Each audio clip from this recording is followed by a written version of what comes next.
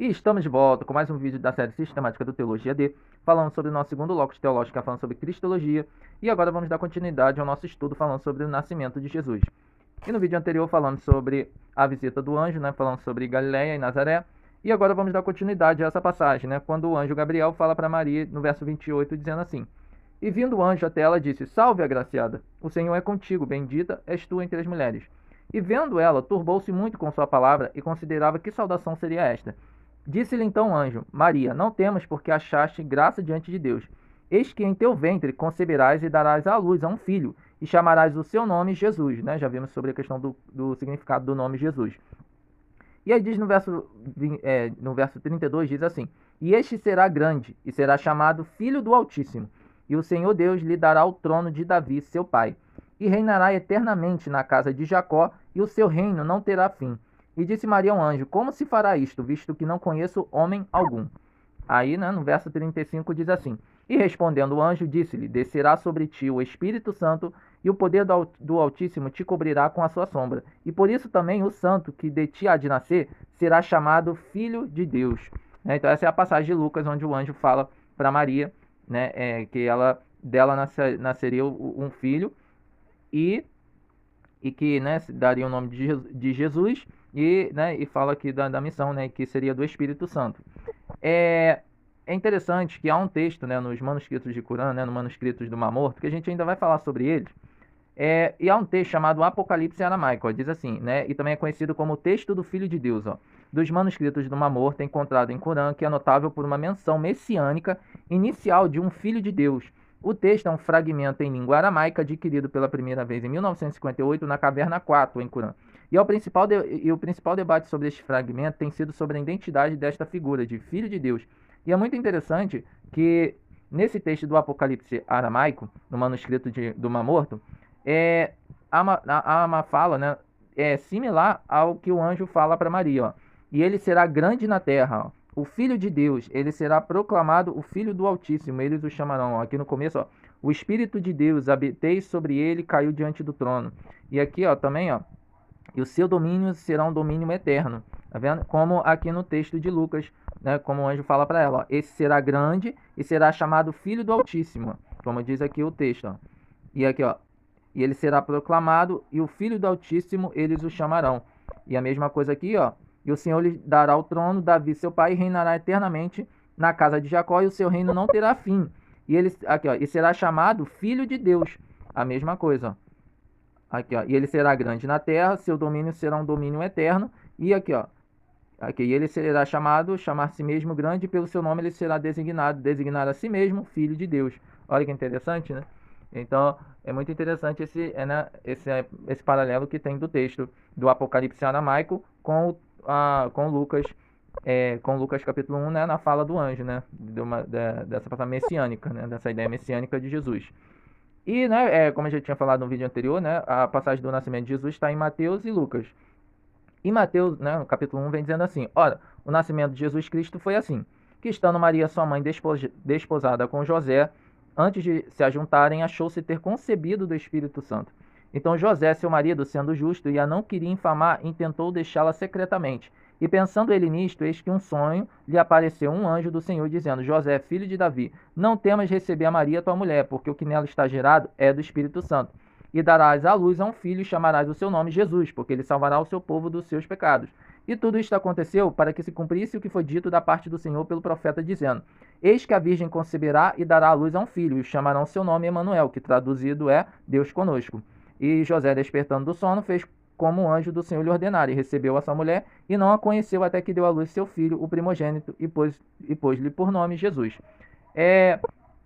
Aí continuando, como falamos, no proto-evangelho de Tiago, aqui em Mateus, só fala que não fala muito do que como José reagiu, só diz que José ele quis deixar Maria secretamente. Mas nesses apócrifos dá mais detalhes sobre dessa questão quando José se deparou e Maria estava grávida, e ela disse que foi através do Espírito Santo. Aqui no proto-evangelho de Tiago mesmo, como a gente vem falando sobre ele, aqui no capítulo 13 vem dizendo assim: Ao chegar Maria ao 6º mês da gravidez, voltou José de suas construções, e ao entrar em casa deu-se conta de que ela estava grávida. Então feriu seu próprio rosto, jogou-se no chão sobre uma manta e chorou amargamente, dizendo: Como é que me vou apresentar agora diante de meu Senhor? E que oração direi eu agora por esta donzela, pois que a recebi virgem do templo do Senhor, e não a soube guardar? Será que a história de Adão se repetiu comigo? Assim como no instante em que ele estava glorificando a Deus, veio a serpente, e ao encontrar Eva sozinha a enganou, o mesmo me aconteceu? E levantando-se José, chamou Maria e lhe disse: Predileta, como eras de Deus, como foste capaz de fazer isso? Acaso te esqueceste do Senhor teu Deus? Como pudeste vilipendiar a tua alma, tu que te criaste no Santo dos Santos e recebeste alimento das mãos de um anjo? E aí Maria vem dizendo: E ela chorou amargamente, dizendo: Sou pura e não conheço varão algum. De onde, pois, provém? Replicou José: O que carregas no seio? Ao que Maria respondeu: Pelo Senhor, meu Deus, eu juro que não sei como aconteceu. José então encheu-se de temor, retirou-se da presença de Maria e pôs-se a pensar sobre o que faria com ela. Dizia consigo próprio: Se escondo seu erro contrário à lei do Senhor, se a denuncio ao povo de Israel, temo que o que aconteceu a ela se deva a uma intervenção dos anjos e venha eu entregar à morte uma inocente. Como deverei proceder? Pois mandá-la-ei embora às escondidas. E nisto caiu a noite. Mas eis que um anjo do Senhor lhe apareceu em sonhos, dizendo: Não temas por esta donzela, pois o que ela carrega em suas entranhas é o fruto do Espírito Santo. Darás à luz a um filho e lhe porás o nome de Jesus, pois que ele há de salvar seu povo. Então aqui, né, na versão do proto-evangelho, José interroga Maria, né, dizendo por que ela apareceu grávida, né, e desconfiando de que seria, né, o caso dela ter se deitado com outro homem, mas aqui também ele fica desconfiado, dizendo que isso não poderia ter sido um anjo, né, e aí o anjo vem, ele tem um sonho e o anjo confirma para ele que, né, que o que está sendo gerado no ventre dela é do Espírito Santo. E você também tem na história do José o Carpinteiro, né, que já mostramos aqui também, que vem dizendo também, ó, eis aqui resumida a vida do meu querido pai José, né, que essa história seria Jesus narrando para os discípulos a história de José e Maria, né. Ao chegar aos 40 anos, contraiu matrimônio no qual viveu outros 49. Depois que sua mulher morreu, passou somente um ano. Minha mãe logo passou 2 anos em sua casa. Depois que os sacerdotes confiaram com estas palavras, guarda até o tempo em que se celebre o vosso matrimônio. Ao começar o 3º ano da sua permanência ali, tinha nessa época 15 anos de idade. Trouxe-me ao mundo de um modo misterioso, que ninguém entre toda a criação pôde conhecer, com exceção de mim, meu Pai e o Espírito Santo, que formamos uma unidade. Aqui, ó, e aí fala que José, ó, a vida do meu pai José, abençoado ancião, compreendeu 111 anos, conforme determinado meu bom pai. Então, segundo a história do José Carpinteiro, José morreu com 111 anos. Aqui, ó, e também tem um outro evangelho apócrifo, né? Outro evangelho apócrifo que é chamado o Evangelho do Pseudo Mateus, né? Aqui, ó, o Evangelho do Pseudo Mateus é um livro apócrifo do Novo Testamento, às vezes chamado pelo nome de O Evangelho da Infância segundo Mateus, mas o nome real do texto na antiguidade era O Livro sobre a Origem da Bem-aventurada Maria e da Infância do Salvador, e que também conta aqui, ó, a história, né, de José e Maria. Vem dizendo, ó, José estava em Cafarnaum trabalhando, ele era carpinteiro, ele me permaneceu ali por 9 meses. Quando voltou para casa, encontrou Maria grávida. Totalmente tomado de angústia, ele clamou trêmulo: Senhor Deus, aceita meu espírito, porque é melhor que eu morra do que viva. As virgens que estavam com Maria lhe disseram: Que dizes, Senhor José? Sabemos que nenhum homem a tocou, sabemos que nela a inocência e a virgindade foram preservadas sem mácula, pois ela tem sido guardada por Deus. Ela sempre persiste conosco na oração, diariamente. Um anjo do Senhor fala com ela diariamente. Ela aceita alimento da mão de um anjo. Como é possível haver pecado nela? Pois se tu queres que te expressemos nossa suspeita, esta gravidez foi causada por ninguém mais que o anjo de Deus. José, porém, disse-lhe: Estás tentando fazer com que eu acredite que um anjo do Senhor a engravidou? E de fato possível que alguém vestido de anjo do Senhor a tenha enganado? Né? Então aqui já mostra uma versão diferente, que no caso não foi Maria, mas foi virgens que estavam com a Maria, que disse, né, que confirmou que Maria contou que o anjo falou que, né, nela ia nascer, ia nascer a criança por meio do poder do Espírito Santo. E aqui, diferente do proto-evangelho de Tiago, né, que fala que ele ainda ficou meio duvidoso se isso não poderia ter vindo do céu, aqui fala que ele ficou achando que ou elas estavam mentindo ou que Maria foi enganada dizendo que era um anjo e que se deitou com ela. Aí, ó, depois de dizer isso, ele chorou e disse: Com que face deverei ir ao templo de Deus? Com que pretexto devo visitar o sacerdote de Deus? Que farei? Depois de dizer isso, ele fez planos para ocultá-la e repudiá-la, né, como diz lá em Mateus. Então ele planejou levantar-se à noite e fugir para viver escondido. Eis que naquela mesma noite um anjo do Senhor lhe apareceu num sonho e disse: José, filho de Davi, não tenha medo de aceitar Maria como tua esposa, porque aquele que está em seu ventre é do Espírito Santo, e ela terá um filho que será chamado Jesus. Ele salvará seu povo de seus pecados. José acordou do seu sono, deu graças ao seu Deus e contou sua visão a Maria e as virgens que estavam com ela. E depois de ser confortado por Maria, ele disse: eu pequei porque suspeitei de ti. Né? E interessante, tem um outro apócrifo chamado Ascensão de Isaías. Né? Ele é um apócrifo do Velho Testamento que remonta do primeiro ao segundo século, compilado por desconhecido erudito cristão, de acordo, né? Aí vem falando aqui, o texto incorpora 3 seções distintas, né? Então parece que os outros têm ligação com o primeiro e segundo século, já os outros têm aqui, ó, por um autor judeu e os outros 2 por autores cristãos. Então um poderia ter sido escrito por um autor judeu e outro por autores cristãos. E aqui, ó, no capítulo 11 fala que, né, supostamente Isaías teria tido uma visão, né, e viu Maria e José, né, e toda a história. Olha que interessante. Diz aqui, ó, no capítulo 11. E após ter visto todas estas coisas, o anjo que conversava comigo e que me acompanhava me disse: abre a tua inteligência, Isaías, filho de Amós, pois é para o que eu vou te dizer que fui enviado a ti por Deus. E vi uma mulher da raça do profeta Davi, ó, chamada Maria, e ela era virgem, e noiva de um homem chamado José, carpinteiro de profissão, e que também era da raça do justo Davi de Belém, na Judéia. E aconteceu que, ao desejar um herdeiro de sua noiva, ele a encontrou grávida. José, o carpinteiro, queria repudiá-la. E o anjo do Espírito aparecia no mundo. E José, após ter tido esta visão, não repudiava Maria, e não revelava a ninguém o que ele sabia. E ele não se aproximava de Maria, mas conservava ao seu lado como uma virgem, embora ela estivesse grávida. E ele ficou com ela 2 meses, e depois de 2 meses José estava em sua casa com Maria e estavam sozinhos. E eis que, quando estavam sozinhos, Maria olhava e viu uma criança pequenininha, e ela ficou atônita. E após este assombro de Maria, ela se encontrou exatamente como antes de sua gravidez.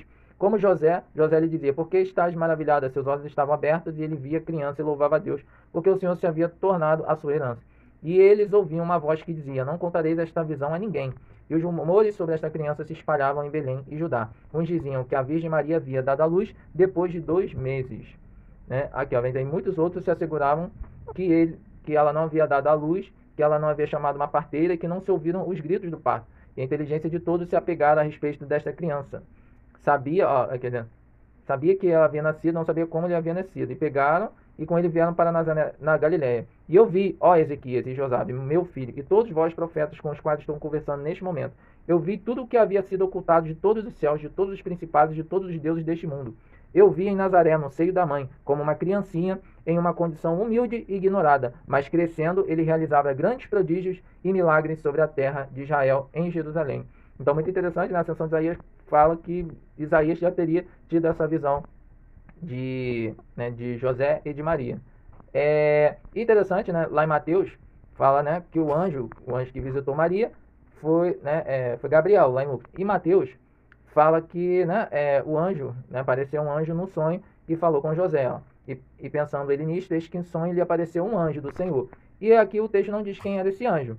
Aí alguns autores, né, eles dizem que esse anjo era Gabriel, ó, como esse texto aqui do Pseudo Agostinho. Ó. Ainda que José pense nessas coisas, que Maria, filha de Davi, não se perturbe, assim como a palavra do profeta trouxe perdão a Davi, o anjo do Salvador liberta Maria. Eis que Gabriel, o esposo desta virgem, aparece novamente como se segue. Eis que o anjo do Senhor apareceu a José. Então tá vendo aqui? Aí diz que seria Gabriel. Aqui, ó, você tem esse texto aqui também, Cipriano, o Tratado de Cipriano, 3 livros de testemunho contra os judeus. Ó.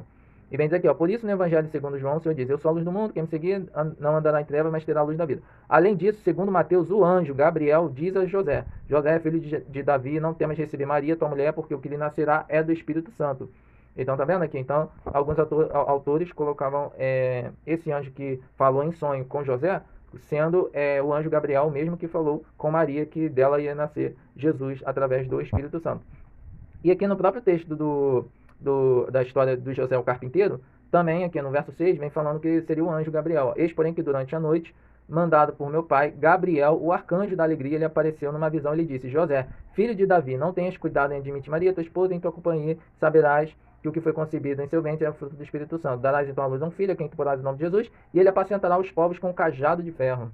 Então tá vendo aí aqui também na história de José o carpinteiro, fala também que o anjo que falou em sonho com José foi o anjo Gabriel. E né, em Mateus, o Mateus aqui, o evangelista Mateus, ele fala no texto, e aí ele fala aqui no texto, né, que né, assim que o anjo falou que daria o nome de Jesus, porque ele salvaria o povo do pecado, né, e que ia nascer explicando a questão do nascimento de Maria, porque veio de uma virgem, o autor, né, aqui o evangelista Mateus, fala que tudo isso aconteceu para que se cumprisse o que foi dito da parte do Senhor pelo profeta, dizendo: eis que a virgem conceberá e darás à luz a um filho, chamará o seu nome Emanuel, que traduzido é Deus conosco. Esse profeta a qual ele está se referindo é lá em Isaías, é o texto de Isaías, né? Aqui, ó, vou mostrar para vocês. O texto de Isaías, que diz assim, ó: portanto, o próprio Senhor lhe dará um sinal. Eis que a virgem ficará grávida e dará à luz a um filho, e vocês o chamarão de Emanuel. Então ele está citando o texto de Isaías. Diz, né, o evangelista Mateus está dizendo que essa profecia se cumpriu em Maria, que a virgem daria à luz. Aqui tudo bem, né? Só que o problema é que essa passagem, a virgem, né, ficará grávida e dará à luz, esse texto vem da Septuaginta. A gente ainda vai tratar sobre a Septuaginta, né, quando falar sobre bibliologia, mas a Septuaginta é o texto hebraico passado para o grego. Então, assim, tem diferenças algumas palavras. E justamente nesse texto aqui, porque o evangelista Mateus está tirando da Septuaginta. E na Septuaginta a palavra aparece virgem. Só que que é partenos, aqui ó, partenos, que não é virgem, que ó, com idade de casar, mulher que nunca teve relação sexual, a palavra virgem. Só que no hebraico, na Bíblia hebraica, não está virgem, está jovem. Olha, vejam, esta jovem está grávida e dará à luz a um filho. Então, olha aí. Aí diz, então, né, que na Bíblia hebraica é diferente da Bíblia grega. Que na Bíblia hebraica fala que é jovem e não virgem. Né? Em grego é partenos, né, que é virgem. E no hebraico é jovem, que é almá. Almá aqui, ó. Virgem, mulher jovem, em idade para casamento. Moça ou recém-casada. Né? Alma, ó, mas interessante, ó, que aqui no dicionário Strong coloca, ó, virgem, não ocorrência pelo qual pode ser provado que esta palavra designa uma mulher que não é virgem, né? Então, interessante. Mas a palavra é alma. E isso vai ter discussão na história da igreja, né, entre os cristãos e os judeus, né? Porque a palavra que deveria ser não era alma, porque alma é jovem, mas deveria ser betulá, né? Aqui, ó, betulá. Que betulá, aqui, ó, betulá é virgem, né? Aqui, ó. Virgens, donzelas, né? Então é betulá. Aqui, ó, virgem, betulinha, é um substantivo abstrado, como referência a filha de Jefté, ó. Simplesmente a adolescência de uma jovem, ou seja, a fase da sua vida caracterizada pela juventude e nubilidade, em que já vai se usar o substantivo como termo técnico para a virgindade. Então, a palavra que deveria estar no texto de Isaías 7, na versão grega, né, que seria derivado do hebraico, era betulá. Mas só que o texto hebraico está alma, está jovem, não virgem. E aí vai ter discussão sobre isso. Ó. Você tem aqui o Justino Marte, né, que a gente já mostrou aqui, ele discutindo no seu diálogo com o Trifão, ó, ele falando aqui, ó: todavia, claro para todos que for o nosso Cristo, ninguém nasceu de uma virgem na descendência carnal de Abraão, não. Contudo, como vós e vossos mestres vos atreveis a dizer primeiro que o texto da profecia de Isaías não diz: vede que uma virgem conceberá, mas vede que uma mulher jovem conceberá e dará à luz. E depois a interpretais como referida ao vosso rei Ezequias. Então, os judeus interpretavam essa profecia de Isaías se referindo ao rei Ezequias. Também tentarei discutir com esse breve ponto contra vós e demonstrar-vos que a profecia se refere a esse que nós confessamos como Cristo. Então, aqui o Justino Marte dialogando com o Trifão, né, que seria um judeu, querendo argumentar, dizendo que porque a palavra está certa, virgem. Aqui, ó, aí você tem outra passagem dele também, ó, dizendo: não me deixe persuadir por vossos mestres que não admitem estar bem feita a tradução de vossos 70 anciãos que estiveram com Ptolomeu, rei do Egito. Só para vocês entenderem, né, a Septuaginta, por isso Septuaginta vem de 70, porque segundo a história, foram 70, né, anciões, 70 judeus e escribas que escreveram o texto da Septuaginta, né, então, e foi mandado por esse rei chamado Ptolomeu, rei do Egito. Então, assim, aí os judeus não davam crédito, né, que eles diziam que o hebraico, né, a palavra do texto do Antigo Testamento teria que estar certo do hebraico, né, e não da palavra grega, mas colocaram-se eles mesmos aqui, ó, a traduzir. Além disso, quero que saibais que eles eliminaram completamente muitas passagens da versão dos 70 anciãos que estiveram com o rei Ptolomeu, nos quais se demonstra que esse mesmo Jesus crucificado foi claramente anunciado como Deus e homem que havia de ser, mesmo Jesus que foi claramente o homem que havia de ser crucificado e morrer. Aqui, ó, com efeito de vós reconheceis, aqui, ó, eis que uma virgem conceberá, e que vós dizeis que se deve ler: eis que uma jovem conceberá, e vos prometi demonstrar que essa profecia não se refere a Ezequias, como vos é ensinado, mas este meu Cristo, agora vos apresentarei a minha demonstração. Né? Aí ele vai dando aqui a explicação. E você também tem Irineu de Lyon, né, no que a gente já mostrou aqui, né, contra as heresias. Ele vem falando aqui, ó: o sinal da virgem foi, portanto, que Deus, que se fez homem, o próprio Senhor que nos salvou, Ele próprio nos deu o sinal da Virgem. Por isso não é verdadeira a interpretação de alguns que ousam traduzir assim a Escritura. Eis que uma moça conceberá e dará à luz a um filho, como fizeram Teodócio de Éfeso e Áquila do Ponto, ambos prosélitos judeus, seguidos pelos ebionitas que dizem que Jesus nasceu de José, destruindo assim por aquilo que está em seu poder. Né? Então, vê que tinha esse debate né? Esse debate intenso de judeus e cristãos referente a essa passagem, né? Para admitir que Jesus teria nascido de uma virgem. E pela questão da tradução da Septuaginta com o texto hebraico. Aqui, ó, e você também tem, ó, aqui do Irineu de Leão, aí ele cita, aqui, ó, perdão, de Celso, né, que a gente já mostrou aqui contra Celso, de Orígenes, que ele fala a virgem, mas eis que a jovem mulher, ele responderei o termo almar, aqui, ó, tá vendo, almar jovem, que os 70 traduziram por a virgem, né, que é partenos, outros por jovem mulher. Encontra-se também Deuteronômio, aqui, ó, e ele vem falando aqui, ó, em seguida é dado o sinal, eis que a virgem concebeu e dará à luz a um filho. Poliá o nome Emanuel. Mas que sinal haveria se era uma jovem mulher não virgem a dar à luz? E a quem melhor convém dar à luz? Aqui, ó, dar à luz o Emanuel, o Deus conosco. A mulher que teve relações sexuais e que concebeu por paixão feminina ou aquela que ainda é pura, santa e virgem? Naturalmente é esta que convém dar à luz a um filho cujo nome seja dito Deus conosco. Né? Então aqui o Orígenes rebatendo as críticas de Celso e ele defendendo essa questão da virgindade de Maria, né? Dizendo que seria mais óbvio ser uma virgem, né? Da questão de santidade, né? A virgindade representando a santidade. E isso, né? Entre os judeus tem um problema até nessa questão de alguns acusarem Maria de adultério e falar que Jesus é fruto de um adultério. Olha, como Celso aqui, ele vem falando, ó, voltemos às palavras atribuídas ao judeu. A mãe de Jesus foi expulsa pelo carpinteiro que a tinha pedido em casamento por ser culpada de adultério e ter engravidado de um soldado chamado Pantera, tá vendo? Então, aí o pai de Jesus seria esse Pantera, ó. E vejamos os autores desta fábula de adultério da virgem com Pantera, aí repudiada pelo carpinteiro. Não a forjaram cegamente, né? Para poderem negar a conceição milagrosa pelo Espírito Santo. Essa versão, né, é acusada pelos textos rabínicos, ó, textos dos judeus, igual esse aqui, ó, Shabat. Esse texto fala que aqui, ó, o Rabino Eliezer disse aos rabinos: o infame bem-estada não tirou feitiços mágicos do Egito em um arranhão em sua carne? Eles disseram a ele: ele era um tolo, e você não pode citar provas de um tolo. Essa não é a maneira que a maioria das pessoas escreve. A proposta da Guimarães pergunta: por que o chamavam de bem-estada, quando ele era filho de Pandeira? Tá vendo? Né? Seria Pantera. O marido de sua mãe, que agiu como seu pai, chamava-se Estada. Mas aquele que teve relações com sua mãe e o gerou, tá vendo? Chamava-se o gerou, Pandeira. Né? Então Jesus seria filho de Pantera. A Guimarães pergunta: o marido da sua mãe não era Papos Ben Yehudá? Em vez disso, sua mãe se chamava Estada. E ele recebeu o nome de bem-estada, né? Que é filho de Estada, em homenagem a ela. A Guimarães pergunta: mas sua mãe não era Miriam? Né? Aqui, ó, Miriam, aqui, ó, a Maria, que trançava os cabelos das mulheres. A Guimarães explica: isso não é uma contradição. Em vez disso, Estada era apenas um apelido, como dizem Pumbedita, né? Esta se desviou, Setat, né, do marido. Né? Então, assim, foi aquela que se desviou do marido. Por isso, bem-estada. E outro texto aqui do Sinédrio, 67a, do judeu, diz assim: o tribunal fez o mesmo com um instigador chamado Ben-Setada, né, da cidade de Lóde, o enforcaram na véspera da Páscoa. Tá vendo aqui, ó, né? Filho de Setada foi morto.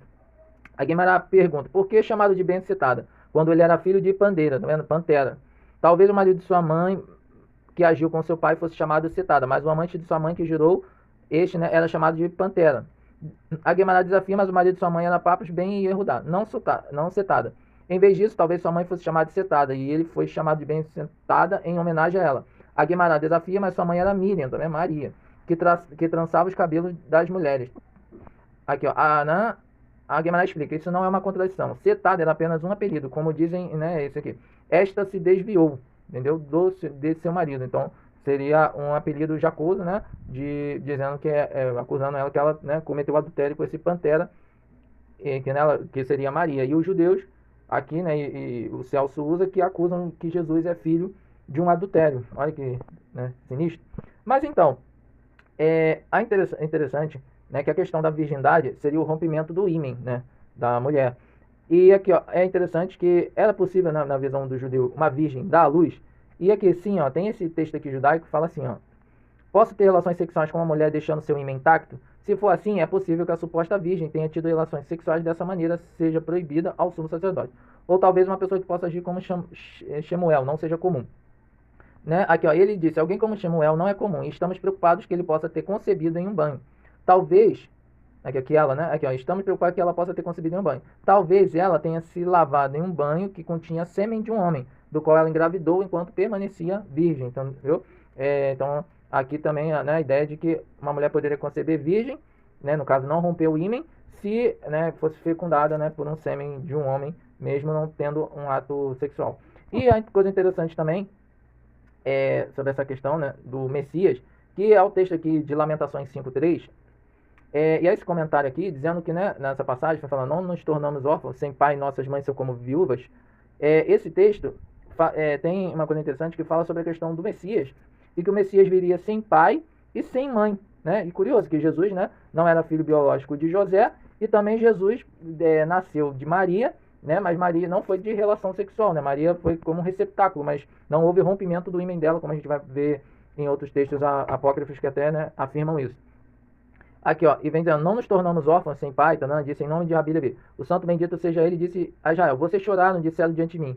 Nós nos tornamos órfãos sem pai, tão certo como vocês vivem. O Redentor que estou destinado a estabelecer para vocês na média, não terá pai nem mãe. Olha, e é o que está escrito. Ele estava criando Radassa, ela é Esté, filha de seu tio, porque ela não tinha pai nem mãe. Olha.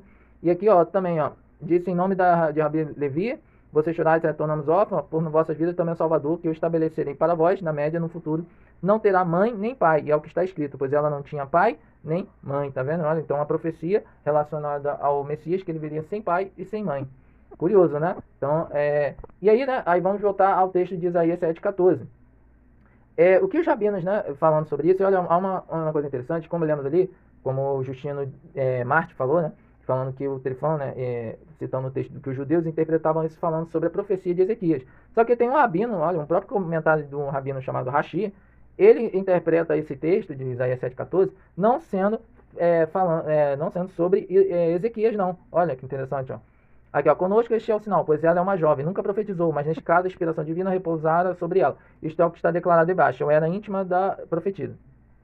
E não encontramos uma esposa de profeta chamada profetisa, a menos que ela profetize. Alguns interpretam isso como sendo dito sobre Ezequias, mas é impossível, tá vendo? Porque quando você conta seus anos, descobre que Ezequias nasceu 9 anos antes do reinado de seu pai. E alguns interpretam que este é o sinal que ela era uma jovem e incapaz de dar à luz, tá vendo? Né? Então, olha, aqui já muda a interpretação. Então, vendo que aqui já bota uma mulher como se fosse uma mulher estéril.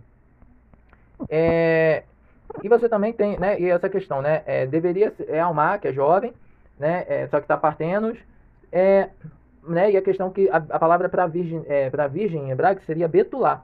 Só que você encontra, será que Betulá era só usado para, essa palavra, né, é usada só essa palavra que existe para virgindade? Então, olha, há esse texto muito interessante, né, desse rabino que fala assim, ó, e a opinião dessa Taná, como é ensinado a um baraíta. O sumo sacerdote deve se casar com uma virgem, né, a Betulá. E o termo virgem refere-se apenas a uma donzela, que é a Nará. É um versículo similar, afirma. E a donzela era muito formosa, vista uma virgem. E nenhum homem havia conhecido, que está, né, baseado em Gênesis 24:16. Ó, que diz, a moça era muito formosa de aparência, virgem, a quem nenhum homem havia possuído. Ela desceu à fonte, encheu seu cântaro e subiu. E a palavra aqui é Nará, que aqui também é menina, moça, serva. Moça, menina pequena, referindo-se a mulher jovem, moça, idade de casar, concubina, né? Vem falando outros termos, mas, né, a ideia é que é menina, moça, como Almar, só que, assim como Nará, né, aqui, ó, aqui, esta opinião é a seguinte, depois foi ensinada uma Betulá, né, a virgem, o significado de Betulá é Nará, que também declara nas escrituras, ó, Nará era muito bonita, tal. Aqui, ó, tem uma edição desse Sonsino, tem uma nota indicando que a Nará significa uma menina de 12 ou 12 anos e meio, né, então, é interessante a gente, né, olhar que a palavra Nará, que é jovem, também poderia se referir a uma Betulá, né, como Almar, que também significa jovem. E nada indica que ela não poderia ser virgem. E olha que interessante, o próprio Rashi, que a gente mostrou no texto ali, fala um comentário chamado, né, comentarista judeu Rashi, em seu comentário sobre Shir Hashirim, né, que é o Cântico dos Cânticos, né, o livro de Cantares, menciona que o hebraico Alamot, né, que é o plural de Almar, significa que as mulheres são Betulot, que, né, seria o plural de Betulá. Ou seja, literalmente virgens, ó, que é a passagem do Cântico, né, Cântico dos Cânticos, né, aqui ó, no capítulo 1, verso 3, que diz, ó, suave é o aroma dos teus ungüentos, como unguento derramado e o teu nome, por isso as donzelas te amam. Aí essa palavra as donzelas, né, que é Alamot, né, que é Almar, é plural de Alma, né? Esse rabino, o Rashi, vai interpretar, olha só, jovens donzelas betular, virgens, já que o texto o compara a um jovem cuja amada o estima. E de acordo com as alegorias, as jovens donzelas são as outras nações. Então você vê, então a palavra alamot, né, que é plural de alma, tem alguns judeus, né, como o judeu Rashi, interpreta como sendo betular, como sendo virgem. Olha que interessante. E você também tem discussões, né, de judeus, né, que ao longo disso foi sendo discutido ao longo do tempo, discutindo com os judeus, né, embate entre cristãos e judeus. E há um texto, ó, esse aqui, que é o Antigo Livro da Vitória, e ele é um texto apologético judaico, né, ele é originário da Alemanha, e ele é uma obra aqui, ó, vou mostrar para vocês, ó, A Velha Vitória. É um livro que foi provavelmente escrito no século XIV, e é uma coleção de argumentos anticristãos, retirados em outras coisas do livro de José, o Invejoso, né, de uma série de argumentos rabinos, Moisés, nananã. O estilo de conteúdo da linguagem livre indica que ele foi compilado na Alemanha. Então, é um livro que os judeus acusam os cristãos, né? E olha que interessante, mesmo sendo um livro anticristão, eles admitem nesse texto, aqui, ó, uma obra medieval de controvérsia diz, eles admitem, ó, é claro que o profeta disse que uma virgem daria à luz a um filho. Afinal, não há dúvida de que a mão do Eterno não é incapaz de satisfazer seu desejo e vontade, e que ele é um soberano que pode fazer o que quiser. Então, tá vendo? Os próprios judeus, escrevendo um livro anticristão, admitindo que Alma, né, aquela jovem, sim, poderia ser uma, né, que o profeta está falando de uma virgem, que a virgem dará a luz. Tá vendo? E esse texto aqui também, ó, desse Abraão, ele foi um escritor judeu, ó, né, do século XVI, 15 e 16, ó, traduziu diversas obras filosóficas, escreveu comentários sobre aquele que é aturado do povo judeu, aqui, ó, que é um dos vários detonantes da Bíblia cristã e cuja composição foi atribuída a Jesus, aqui, ó. Então esse comentarista aqui também, ó, ele também, ó, que é judeu, ele fala num dos seus textos também, ó, não podemos negar a possibilidade de que Deus, bendito seja ele, pudesse criar em uma virgem alguém que nenhum homem conheceu, pois ele criou tudo do nada. Olha que interessante. Então você vê? Então, mesmo que o texto em hebraico seja Alma, nada impede que os próprios judeus, né, afirmam que não poderia Alma ser um partenos também, né, ser uma virgem, ser uma betulá. Então é isso, gente. Então, muito obrigado por assistirem. Fiquem com Deus e até a próxima.